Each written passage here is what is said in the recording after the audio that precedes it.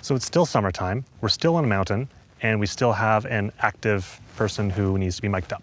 You have long sleeves on, and what do you have underneath the jacket? Just a bra. Just a bra, just like a normal one, not a sports bra? Normal bra, yeah. We're gonna use the standard waistband to hold onto the transmitter, and we'll probably put that against the small of your back, because that's like a nice little gap that usually has like a little bit of cloth kind of covering over top of it, so we don't see the shape. And then to hold onto the mic itself, we're gonna use a Sticky Zero, which is a piece of circular tape that Ursa makes that has like a gap in the middle. And some people prefer the Sticky Circles, which is just full tape. Some prefer the Sticky Zeros, which has the gap in the middle for less material between your capsule and the sound source. So we're gonna use the DPA 2060 for this test. Now the Sticky Zero is gonna be paired with a Fur Circle. So I'm gonna use black because that's the first one I found, and also because you're wearing black. So I would usually go and prep this stuff before I see whoever it is that's being mic'd up. But in this case, we're watching every move that I do, so no pressure. Now often there's very little time as well to get somebody mic'd up. So whenever you have a situation that you are able to prepare for in advance, it's usually a good move to do that. I'm gonna put the center of the capsule right in the gap of the tape. And then I'm going to put the Fur Circle flat side covering up the lav. So then I actually have an open area between the lav and the world. So this bit of tape now has a piece of wax paper that's actually guarding it. I think I'm going to stick onto skin because it's not very warm outside, so I don't think we're going to run the risk of sweat making anything fall off. So I'll have you pass this up the bottom of your shirt and pull out the top. Okay. And at the same time, I'm gonna prep a waistband to hold the transmitter. We're gonna go kind of right in this little gap. You wanna face this way a bit. This little gap right here where there's skin on both sides and also the fabric stays like a little bit away. That's usually the best spot because there's no chance of rustling on the mic itself. So we're gonna go below right here. And it's actually gonna stick onto the bra itself because I think there's gonna be less chance of rustle that way. So I'm gonna pull off the back wax paper. Now the danger here is there's actually very little tape holding onto the mic.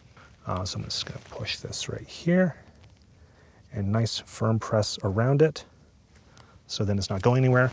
Now I'm also gonna do a precaution here. I'm gonna add a safety pin with like a little loop in the cable so that if there's any pulling or tugging, it pulls on the safety pin and not on the mic itself. This is what happens when you make things up on the fly. So I'm actually gonna unstick it for a sec.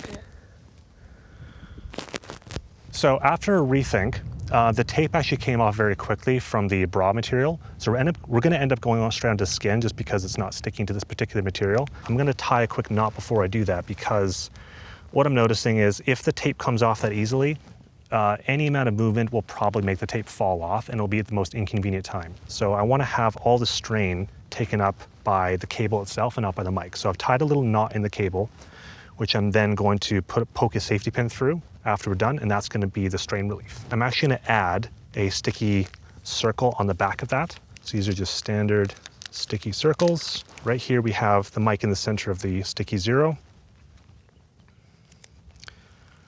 Take off one side of the wax paper, and that's gonna stick onto the mic. Now, notice that we actually still have an area where the mic is fully exposed to the air, apart from this Fur Circle in between. So now I have a fully sticky adhesive surface here, and on the other side is this Fur Circle with the mic with no sticky in between it. So that's gonna be the side that we want between her voice and the capsule. Right onto skin right here, slight little pressure. And now we do have our little knot as well right here. Well, first you would ask the talent, hey, is there any reason that I shouldn't poke through any of your fabric or any cloth? No, you're good. That's okay, all right. Yeah. We have this small little knot. It's probably a little bit tricky to see. Really, we want to have a slack between where the knot and where the mic is mounted. So then if there's any pulling on the cable, it pulls on the knot. Now that we're done with that, and then the transmitter is just gonna sit in a very basic waistband. This is an Ursa sideways waistband.